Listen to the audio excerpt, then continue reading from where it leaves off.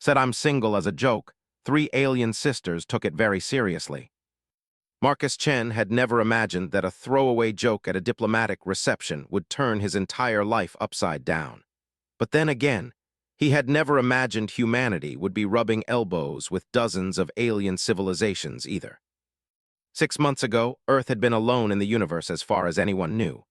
Now Marcus stood in the grand atrium of Zenith 7, a neutral space station the size of a small moon, surrounded by beings that would have seemed like fever dreams just a year earlier.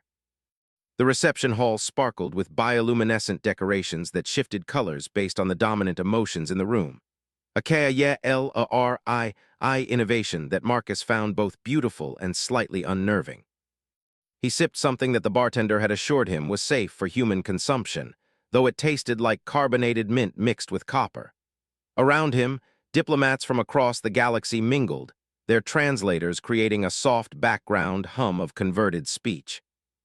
Marcus was doing his best to look comfortable and confident, which was exactly what Earth's diplomatic corps had drilled into him before sending him to this trade summit.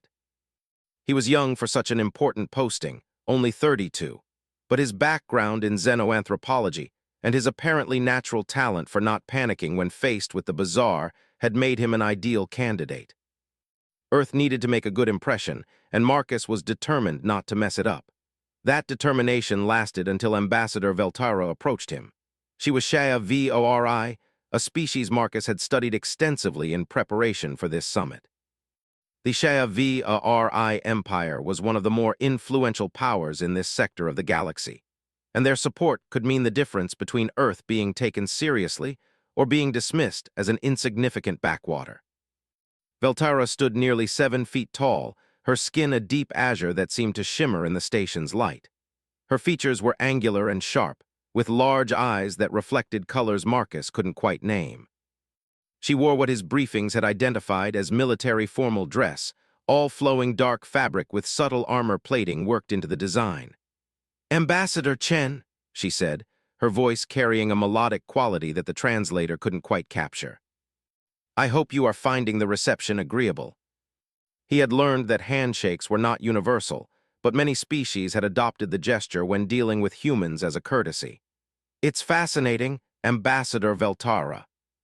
Though I'll admit I'm still getting used to the idea that this is my normal now." "Refreshing." Veltara was professional and cordial, and their conversation felt almost normal despite the surreal circumstances. Other diplomats drifted past, some pausing to introduce themselves. Marcus met a gelatinous quor who communicated through color changes, a insectoid thrix whose translator rendered everything in formal ancient English for some reason, and a half-dozen others whose names he desperately tried to commit to memory. Eventually, Veltara steered the conversation toward more personal topics. "The Sci-Fi place great importance on understanding those we work with," she explained. "It is customary to inquire about family connections and social bonds. These things provide context for decision-making in our culture. Have you established a partnered household?" Maybe it was the stress of the past few weeks, or maybe it was the weird drink he had been sipping, but Marcus felt a laugh bubble up. He grinned and shook his head. "Oh, I'm painfully single, married to the job, as we say. Haven't had time for a relationship in years." He expected Veltara to offer some polite response and move on to other topics. Instead, her eyes widened in a way that seemed significant. She straightened, her posture becoming even more formal. "You are declaring availability here." At a collective gathering. Around them, other Sci-Fi in attendance turned to look. Marcus felt his stomach drop as he realized he had somehow made a terrible mistake. "Ambassador Veltara, I think there might be a misunderstanding. You have made your intentions clear. This is most unexpected, but the collective will witness that proper protocol was observed." She touched her wrist device again, and Marcus saw several other aliens checking their own communication equipment, their expressions ranging from surprised to intrigued.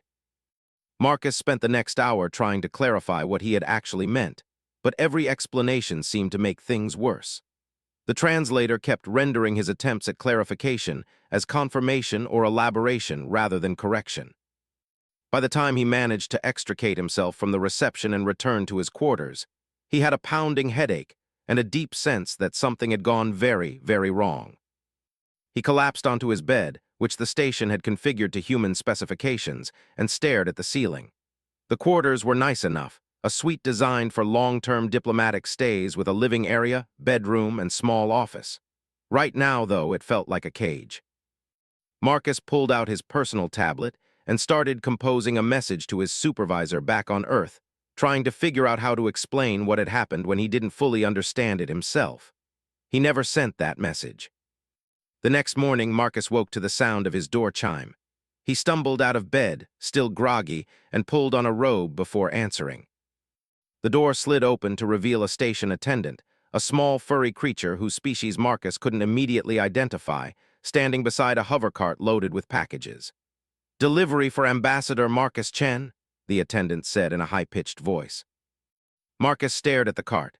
There must have been 24 packages of various sizes, all wrapped in materials that ranged from simple cloth to elaborate containers that seemed to glow with internal light.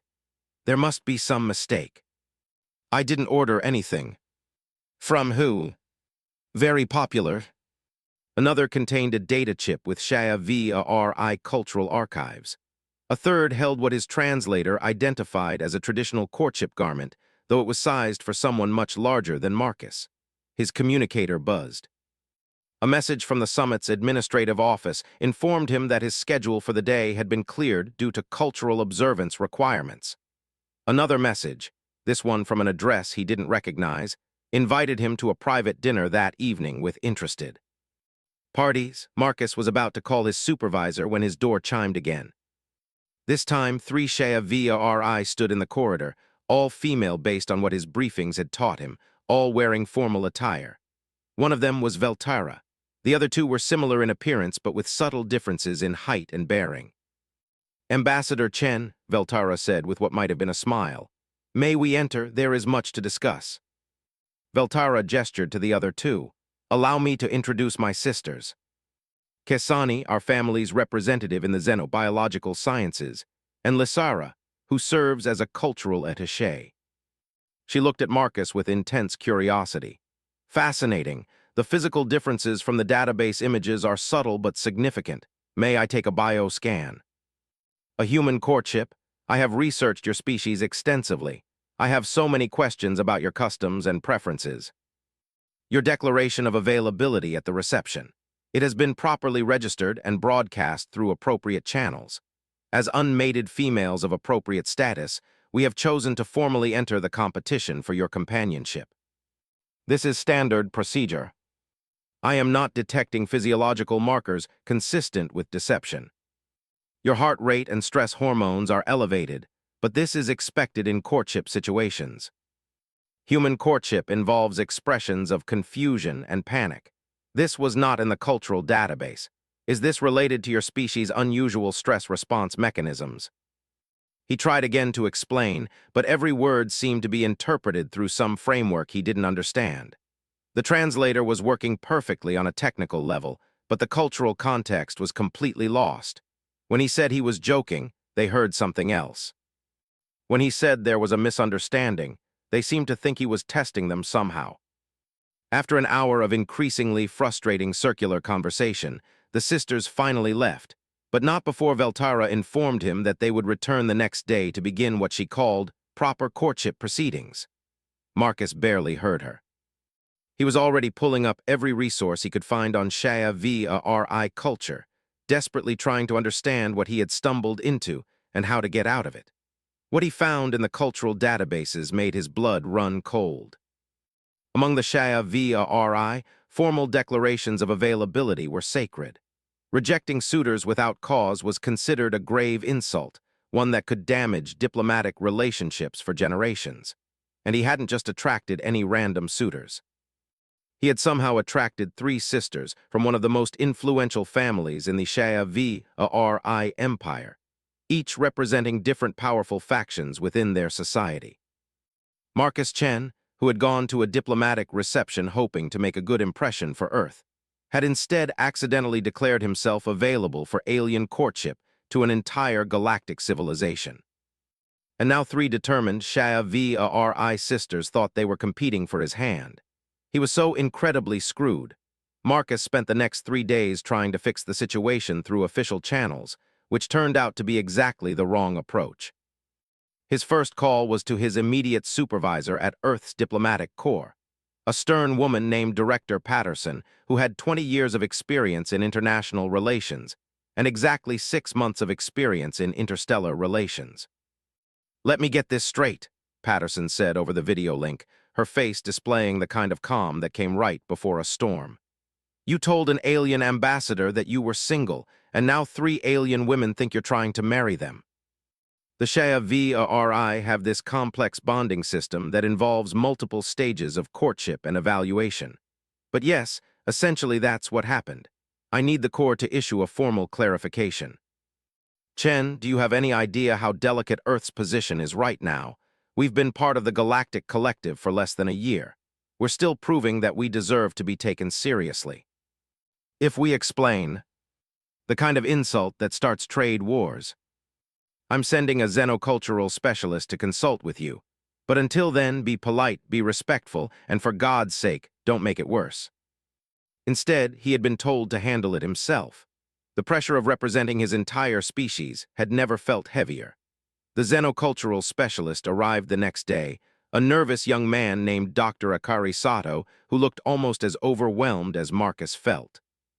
They met in Marcus's quarters, which had continued to fill with gifts despite Marcus's attempts to refuse them. The hovercarts just kept coming.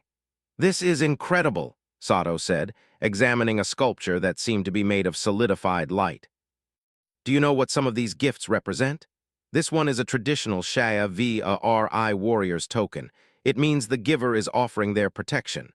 And this one, the data archive, that's offering knowledge and wisdom. These aren't just random presents. Each one is a formal statement of intent and capability. It means she considers you worthy of being defended and worth defending. In Sci-Fi military culture, that's about the highest compliment possible. How do I give them all back without starting a war? I've been studying the situation, and the problem is deeper than just a translation error. The Sci-Fi don't really have a concept of sarcasm or self-deprecating humor. Their communication evolved to be extremely literal because their society is built on strict hierarchies and formal protocols. When you said you were single, they heard a formal declaration because that's the only context in which such a statement would be made publicly. So I'm stuck with 3 alien women courting me because they don't understand jokes. The Sci-Fi have been studying humanity since first contact, and they've identified certain traits that they find extremely valuable. Our adaptability, our emotional resilience, our ability to function in chaotic environments. These are rare in the galaxy, apparently. Most species evolved for specific ecological niches and are psychologically rigid as a result. You accidentally declared availability as a representative of a species they're genuinely fascinated by. And those 3 sisters, they're not just random suitors. Veltara is a decorated military commander with connections throughout the Sci-Fi defense establishment. Kasani is one of their top xenobiologists. Lysara is young, but she's already making waves in cultural studies. Each one represents a major faction in Sci-Fi society. So by attracting their attention, I've accidentally made this into some kind of political situation. You're potentially insulting 3 major power blocks within one of the galaxy's most influential civilizations. By the time the consultant left, Marcus felt more trapped than ever. The sisters visited every day, and each visit was a new exercise in surreal frustration. Veltara approached courtship like a military campaign. She arrived with tactical puzzles and strategic simulations, challenging Marcus to games that seemed designed to test his decision-making under pressure. She won most of them, but the few times Marcus managed to surprise her with an unconventional solution, she seemed genuinely impressed. "You do not think like Sci-Fi?" she said, after Marcus solved one puzzle by essentially cheating the parameters.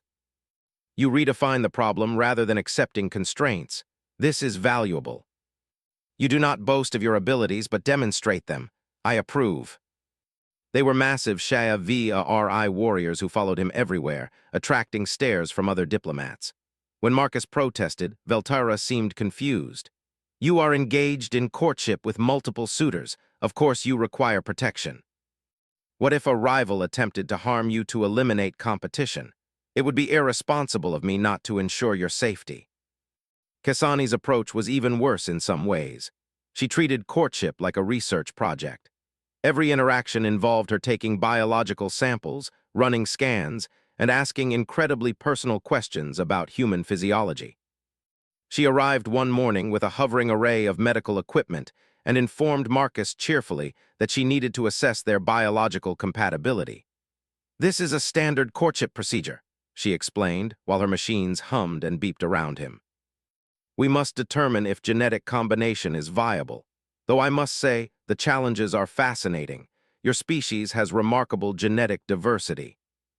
The Scifi have a much narrower genetic base due to historical population bottlenecks. Though I must admit, my interest is not purely romantic." Kasani leaned closer, her large eyes reflecting the scanner lights. "Your species may hold answers to critical problems my people face. Our genetic bottleneck has led to decreased fertility and increased susceptibility to certain diseases. If we could understand how humanity maintains such robust genetic variation despite your relatively recent emergence as a technological species, it could save countless Scifi lives." Beneath the clinical approach, he detected genuine concern. This wasn't just about courtship for Kasani. There was real desperation there, though she hid it behind scientific professionalism. Lysara was perhaps the most exhausting of the three, though in a completely different way. She had thrown herself into studying human culture with the enthusiasm of a college student discovering their passion. Unfortunately, her sources seemed to be a random mix of human entertainment media, historical documents, and wildly inaccurate third-hand accounts. She appeared at his door one evening wearing what appeared to be a football jersey and holding what looked like a picnic basket. "I have prepared a traditional human courtship activity," she announced proudly. "We will engage in competitive food consumption while watching mechanical vehicles collide. Humans bond through shared consumption of unhealthy foods and observation of ritualized destruction. I have arranged for us to attend a Kellara demolition exhibition, and I have acquired 17 different varieties of deep-fried earth foods from the station's human quarter." Marcus didn't know whether to laugh or cry. He ended up going with her because refusing seemed cruel, and spent a bizarre evening watching alien vehicles smash into each other, while Lysara enthusiastically tried different fried foods and asked him questions about everything from human mating dances to the cultural significance of pizza. "Your species fascinates me," she said during a lull in the demolition. "You break every rule the galaxy has established about how intelligent species should behave. You have no rigid hierarchy, you change your minds constantly, you find humor in things that should be frightening. By all accounts, you should be chaos incarnate, and yet you function, you thrive. How?" He had never really thought about it. Humanity was just humanity. But listening to Lysara describe humans from an outside perspective made him realize how strange they must seem to species that had evolved completely different social structures. As the days passed, Marcus found himself in an increasingly bizarre routine. He attended diplomatic sessions with Veltara's guards looming behind him. Other ambassadors started approaching him differently, some with new respect, others with barely concealed amusement. He endured Kasani's medical examinations and tried not to think too hard about the implications of her genetic research. He accompanied Lysara on increasingly strange dates based on her misunderstandings of human culture. Through it all, he kept researching, looking for some way out of the situation that wouldn't cause a diplomatic disaster. Late one night, hunched over his tablet in his gift-filled quarters, Marcus discovered something that made his blood run cold. The formal courtship process had stages, and he had inadvertently progressed through several of them just by accepting the gifts and spending time with the sisters. According to Scifi custom, he was now past the point where a simple withdrawal would be acceptable. To end the courtship now, he would need to provide formal cause, essentially declaring one of the sisters unworthy. But that wasn't even the worst part. The worst part was buried deep in a cultural footnote about courtship competition between sisters. In Scifi society, when multiple sisters pursued the same partner, it wasn't just about romance. It was about family honor and factional politics. The sister who succeeded gained tremendous prestige. The sisters who failed faced social consequences that could affect their careers and standing. Marcus realized with growing horror that he wasn't just dealing with three individuals interested in him. He was caught in a web of political implications that extended throughout Sci-Fi society. And somewhere in the galaxy, there were forces that would love to see this situation end in disaster, embarrassing both humanity and the Sci-Fi Empire.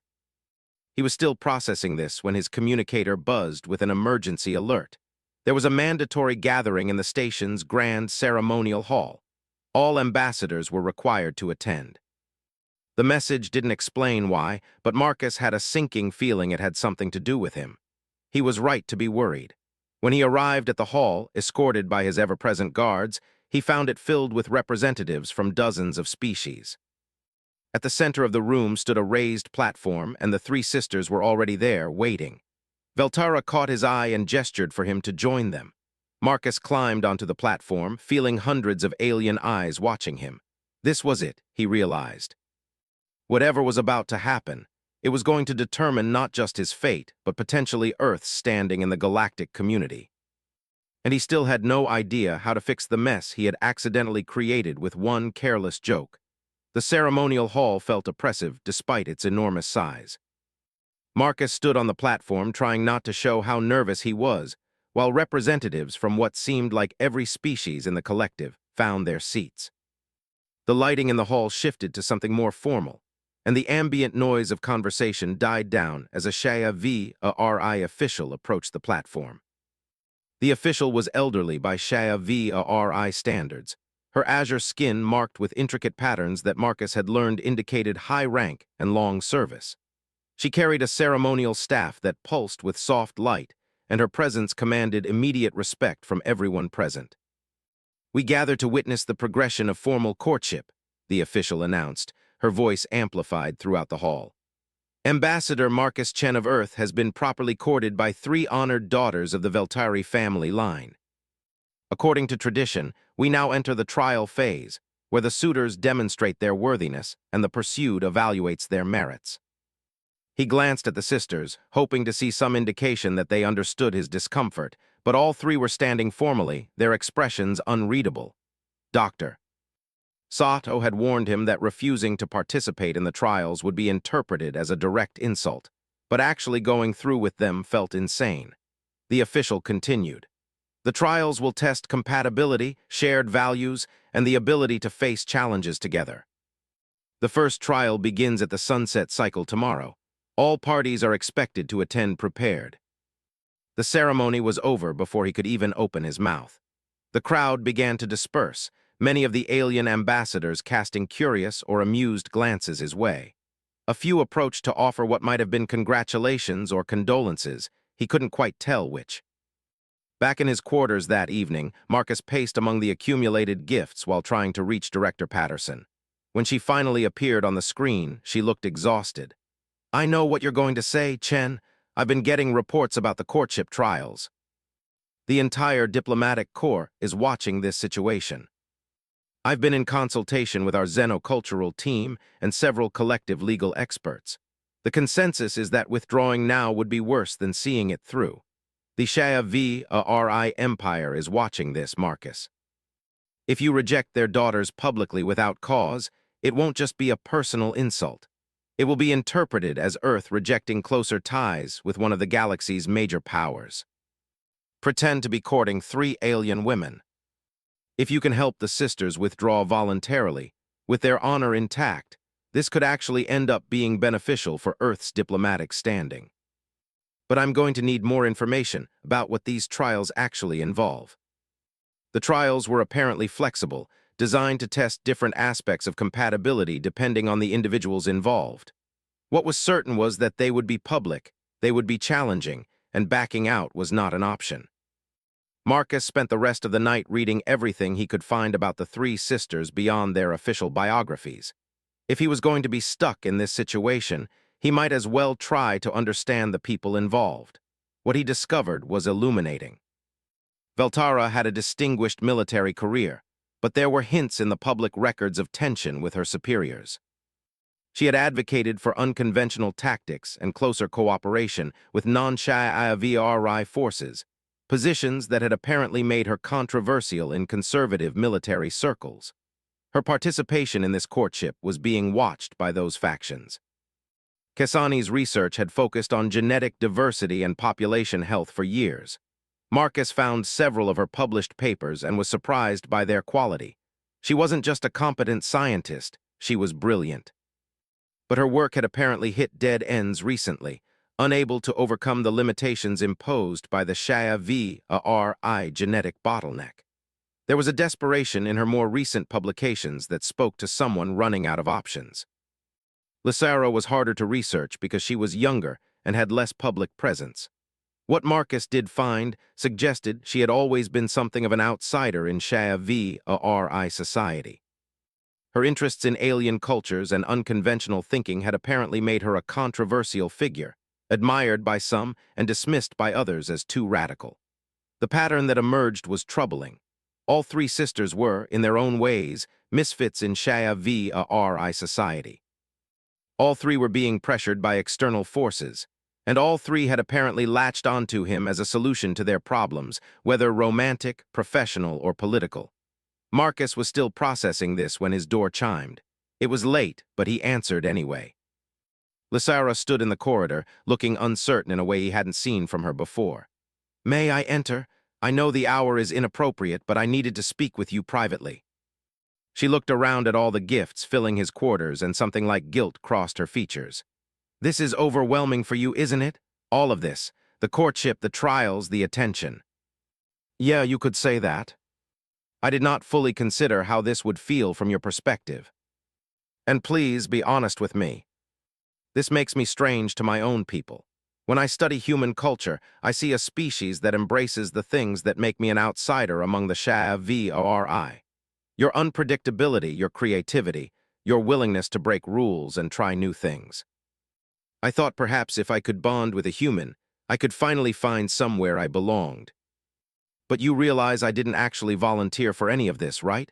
I made a joke, a stupid, careless joke. I wasn't declaring anything. But we are trapped by our own culture's rules as much as you are. To withdraw from a formal courtship without completing the trials would bring shame on our family. To admit we misunderstood would make us appear foolish in front of the entire collective. So what do? We are just people caught in circumstances we did not fully anticipate. They were individuals with their own pressures, their own fears, their own reasons for making choices that seemed irrational from the outside. The next day, the first trial began. Marcus was escorted to a different section of the station, a massive arena-like space that had been configured for the event. Spectators filled elevated seating areas, and Marcus recognized ambassadors from dozens of species. The three sisters waited in the arena, each wearing formal trial attire. The elderly official from the previous ceremony explained the first trial. It was a test of strategic thinking and cooperation. 4 teams would compete, each team consisting of one sister and Marcus. They would face a complex puzzle that required both individual skill and coordinated effort. The catch was that each round would have different rules that weren't announced until the round began, testing adaptability. Marcus had expected something physical, maybe combat-oriented given Veltara's military background. This was actually something he might be able to handle. The trial began, and Marcus found himself working with Veltara first. She approached the puzzle with military precision, analyzing the parameters and developing a strategy within seconds. But when the rules suddenly changed mid-round, her rigid plan fell apart. Marcus, operating more on instinct, adapted quickly and suggested a completely different approach. Veltara hesitated, then followed his lead. They completed the round successfully, though not with the highest score. With Kasani, the dynamic was different. She approached everything like a research problem, testing hypotheses and gathering data. When Marcus suggested intuitive leaps that skipped her methodical process, she initially resisted. But eventually, she began to see the value in combining her analytical approach with his more flexible thinking. They worked well together, complementing each other's strengths. Lysara was the most natural partner. She already had some understanding of human thinking patterns from her research, and she seemed delighted when Marcus suggested unconventional solutions. They moved through the puzzle almost playfully, trying creative approaches that sometimes failed spectacularly but occasionally produced brilliant results. The trial lasted several hours, and by the end, Marcus was exhausted. But something unexpected had happened. He had started to see the sisters not as obstacles or problems, but as actual people with genuine skills and perspectives. More importantly, he had started to understand what they saw in humanity. Other species in the galaxy seemed to approach problems with rigid frameworks. They had evolved solutions that worked for their specific circumstances and then codified those solutions into cultural rules. Humans, by contrast, seemed almost incapable of sticking to a single approach. They adapted constantly, tried new things, and weren't afraid to fail. As the trial concluded and scores were announced, Marcus noticed something in the crowd. Several ambassadors were watching with more than casual interest. A group of insectoid aliens in the far section seemed particularly focused, and something about their attention felt wrong. When one of them noticed Marcus looking, they quickly turned away. That evening, back in his quarters, Marcus mentioned the observation to Dr. Sato during their regular consultation call. "I'll look into it," Sato said, making notes. Though it's not surprising that others are watching this situation closely. The courtship between a human and Sci-Fi nobility is unprecedented. It has political implications beyond just our two species. The Sci-Fi empire has its own rivals who would love to see them embarrassed. And I think you should start paying attention to more than just getting through this without causing offense. There might be bigger forces at play here. He kept thinking about the watching aliens, about the political pressures on the sisters, about all the ways this situation could go wrong. Somewhere in the station, people were probably already plotting how to turn his accidental courtship into a disaster. He had no idea how right he was. The second trial was scheduled for 3 days later, giving Marcus time to recover and prepare. He spent those days in a strange liminal space between diplomatic duties and courtship obligations. The three sisters continued their individual approaches to winning his favor, but something had shifted after the first trial. There was less formality, now more genuine interaction. Veltara invited him to observe a tactical training session with her guards. Marcus went expecting another test, but instead found himself having an actual conversation about leadership philosophy. Veltara talked about the challenges of commanding forces in a changing galaxy, where old military doctrines didn't always apply to new situations. "My superiors believe in tradition," she said as they watched her guards run through combat drills. "They want me to enforce the same strategies that worked for generations, but the galaxy is different now. New species like yours bring new perspectives. I have argued for more flexible approaches, more cooperation with non-Sci-Fi forces. This has made me unpopular in certain circles. Showing that cooperation with other species has value. An alliance with humanity through courtship bonding would strengthen my position, would prove that my ideas about galactic cooperation are correct. But I have also come to respect you as an individual, not merely as a symbol." With Kesani, the shift was even more dramatic. During one of her examination sessions, she suddenly stopped her scanning equipment and sat down heavily.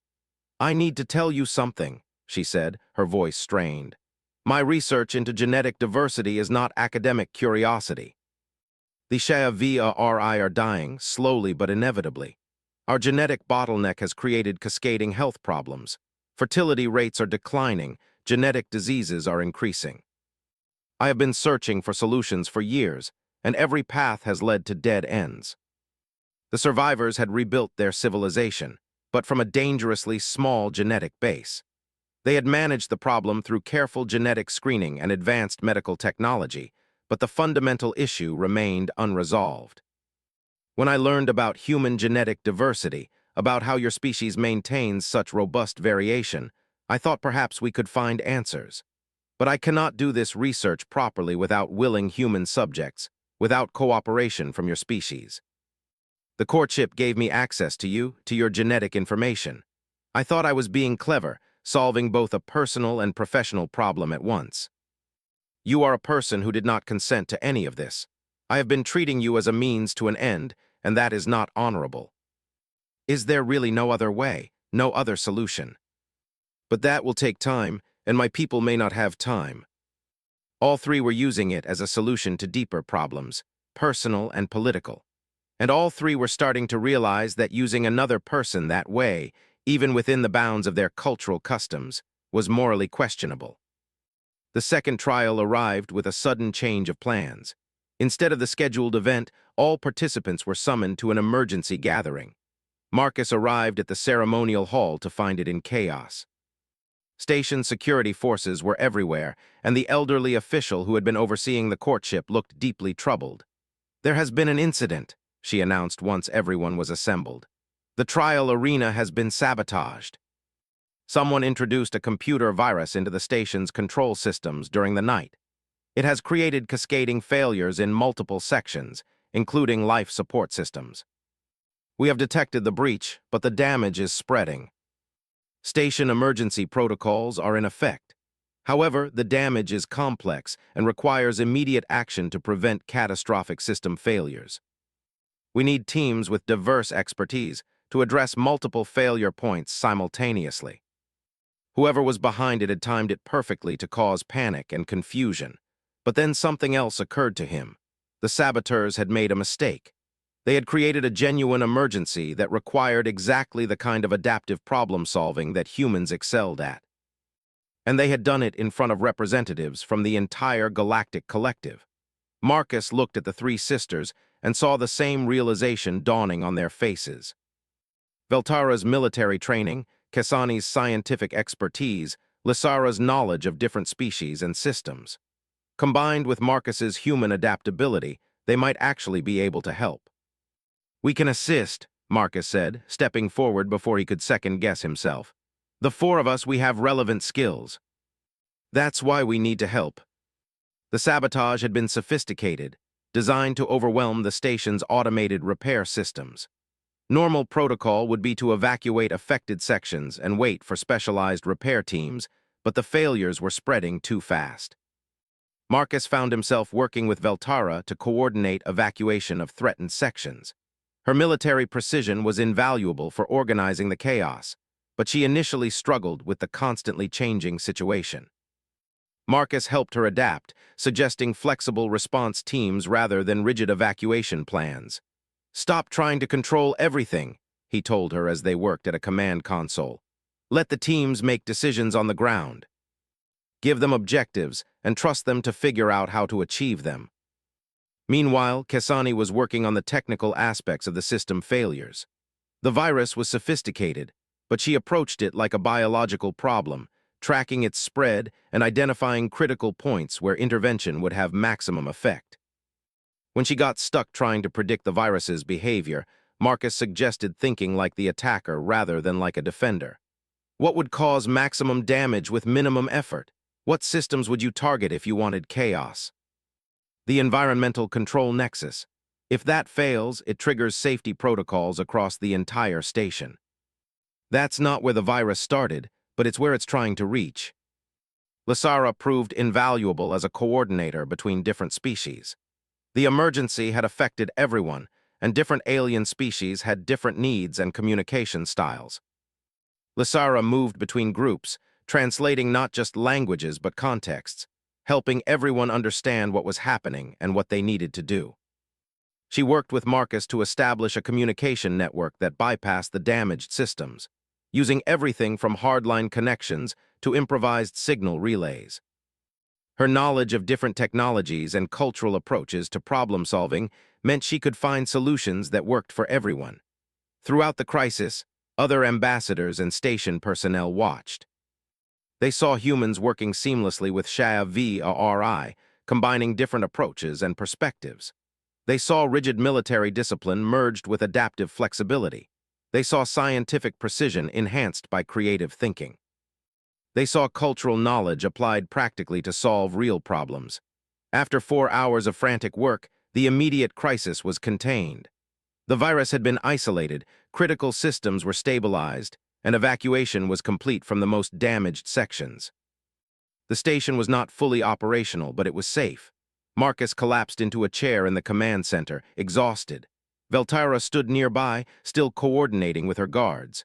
Kasani was running final diagnostics on the systems they had repaired. Lysira was helping translate updates to the various species groups still gathered in safe zones. The elderly official approached them, her expression unreadable. "That was exceptional work, all of you. The station owes you a debt." "We have evidence pointing to ZHKari agents. They have been opposing Earth's integration into the collective from the beginning. This attack was designed to embarrass both humanity and the Scifi Empire, to make this courtship appear to be a dangerous distraction rather than a diplomatic opportunity." "What happens now?" "You proved something important about cooperation between species." They all looked as exhausted as he felt. "I need to tell you all something," Marcus said. "I've been trying to figure out how to end this courtship without causing problems. I've been looking for an exit that wouldn't insult you or damage Earth's diplomatic standing. This whole situation started because of cultural misunderstanding, because I made a joke that your culture interpreted literally. But it's turned into something more complicated. Each of you has your own reasons for being involved in this courtship, and most of those reasons have nothing to do with actually wanting to marry me. But we do it in a way that gives all of us what we actually need. Veltyra, you want to prove that cooperation with other species works. We just did that in front of the entire collective. Use that. Propose a formal military exchange program between Earth and the Scifi Empire instead of courtship bonding. You need access to human genetic diversity for research that could save your species. That's too important to tie to courtship politics. Let's establish a proper scientific partnership. Earth will want something in exchange, obviously, but we can negotiate that through normal channels. You want to understand human culture because you've never felt like you fit in your own.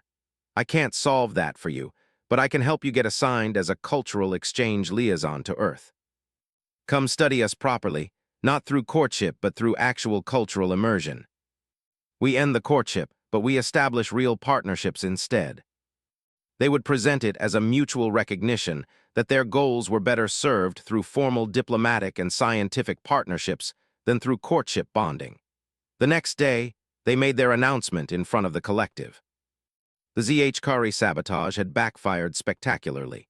Instead of embarrassing Earth and the Scifi, it had demonstrated the value of cooperation between their species. The courtship withdrawal was presented not as a failure, but as an evolution into more appropriate partnerships.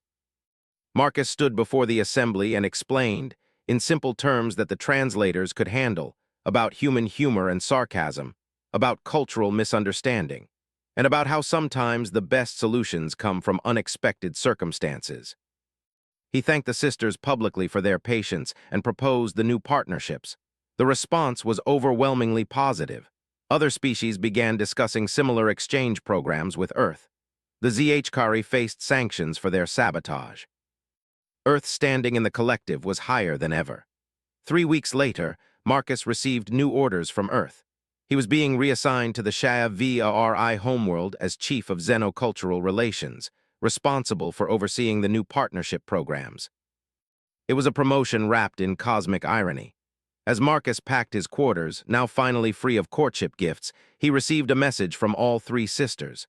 They had attached a small gift, a crystal sculpture that showed 4 figures working together. The message was brief. "Thank you for teaching us that the best partnerships are built on honesty and mutual respect, not obligation or tradition. We look forward to working with you in your new role." He had made a careless joke that turned into an interstellar incident. And somehow, he had turned that incident into the foundation for genuine cooperation between species. He recorded a message to send back to his friends on Earth. "Remember when I said I was single as a joke? Well, I'm still single, but I did accidentally revolutionize Earth's diplomatic approach to the galaxy. So yeah, worth it." Humanity's greatest strength wasn't technology or military power. It was the ability to adapt, to find creative solutions, to build bridges across impossible divides, even when those bridges started with the most ridiculous misunderstanding imaginable. The galaxy was a strange place, full of rigid rules and ancient customs. But humans had a way of breaking those rules and making something better from the pieces. Marcus Chen, who had never wanted to be a diplomat, had just proved that better than anyone could have planned. And somewhere in the vastness of space, three alien sisters who had started as unwanted suitors had become genuine friends and partners. If that wasn't the most human outcome possible, Marcus didn't know what was. Claude is AI and can make mistakes. Please double-check responses.